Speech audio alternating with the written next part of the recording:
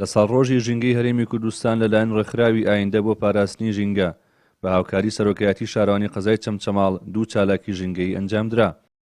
لە چالاکی یەکەمدا ژمارەیەک نەمام لە ناو شاری چەمچەماڵ نێژران لە پێناو ژینگەیەکی تەندروست و سەوستر. لە دووەم چالاکیدا خەڵاتی ڕێزێنان بەخشرا بە سەوسترین مزگەوتەکانی سنووری قەزای چەمچەماڵ کە ئەم خەڵاتە ساڵانە دەبەخشرێت بە فەرمانگە جیاوازەکانی سنووری قەزای چەمچەماڵ لە پێناو هاندان بۆ زیاتر سەوزکردنی قەزاکە. ڕۆ 16 ڕۆژی ژینگەی هەرێمی کوردستانی وەکو ڕێکخراوی خۆمان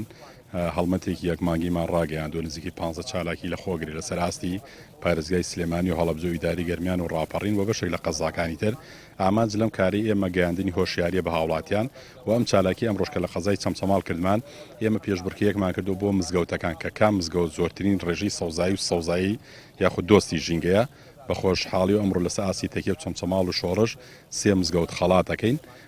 ساڵانی پێشووتر بۆ فەرمانگە حکومەکان بووە داهاتوش بۆ بنکەکانی تەندروستی و مەڵبەندی نەخۆشخانەکان و قوتابخانەکان ومێدەوارین ئەم کاری ئێمە ببێتە نەرید لە زۆربەی شار و شارۆچکەکان ببێتە پێشبڕکێک و دابەزیە بۆ شار و شارۆچکەکان و تەنانەت گەڕەکەکانی. مامۆسایەکی ئاینی گرنگی ژینگە لە ئاینی پیرۆزی ئیسلامدا باز دەکات و دەڵێت پاراستنی ژینگە و پاک و خاوێنی بەشێکە لە ئیمانی مسلمانان. لا هەموو کەسێک ڕوونە کە ژینگە پارێزی پێویستە و ئیسلام زۆر گرنگی پێداوە چونکە پاک و تەمیزیە.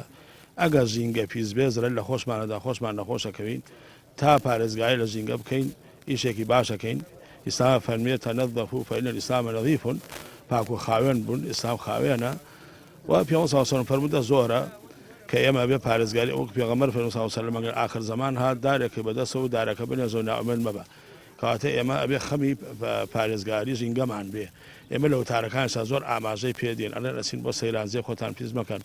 من خۆم کرێنسێ لە سارەکە بێ فڕی نادەمەی بۆ میکەمەتە لەگەڵ زبڕەکەەوە وە ژینگە پیس نەبێ. بەڕاستی هەوای هەمومان ئاگامان لە ژینگە بێ چونکە هەمومانی تا ئاژەین نابێ ئێمالیکەی نابێ چوینە هەر سەیرانێک ئەو جێیە دوایی بە عەمەل کەسێکی کەنەیە ئەبێ هەمومان ئاگادار بین لە ڕووی ئیسلامەوە تەبعەن هەمومان ئەزانین گرنگی پێدراوە و خانجازی خۆشمانە بۆیە ئیسلام گرنگی پێ. لە 16 چواری هەموو ساڵێک یادی ژینگەی هەرێمی کوردستان بەڕێوە دەچێت و چەندین ڕێکخراوی ژینگە پارێزی لە تەواوی کوردستان لەم ڕۆژەدا چالاکی جۆر بە جۆر ئەنجام دەدەن و بۆ کوردستانێکی سەوستر لە ئایندەدا هەوڵ دەدەن. ڕێبین محەممەد، کەناڵی ئاسمانی پەیام، چەمچەماڵ.